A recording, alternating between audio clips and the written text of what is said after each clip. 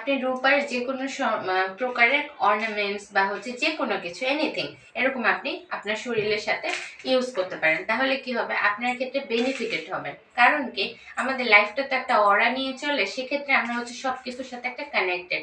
আর সেই পারপাস থেকে আপনার মুন অর্থাৎ চন্দ্র এবং শুক্র ভেনাস এই দুইটা আপনার লাইফে স্ট্রং হবে। এবং যে ব্যাপারটা সেটা হচ্ছে, আপনার যদি পসিবল হয়, আপনি ক্যাপেবল থাকেন, কপারের যে কোনো একটা কিছু গ্লাস চামচ যে কোনো কিছু ইউজ করতে পারেন আপনার দৈনন্দিন খাবারে, তাহলে আপনার জন্য পজিটিভ হবে। এবং যে কাজটা করতে হবে, মুন অর্থাৎ চন্দ্র, ঠান্ডা টাইপের কোনো খাবার বা কোল্ড, যে কোনো ঠান্ডা খাবার দাবার, ঠান্ডা পানি, এগুলো অ্যাভয়েড করতে হবে।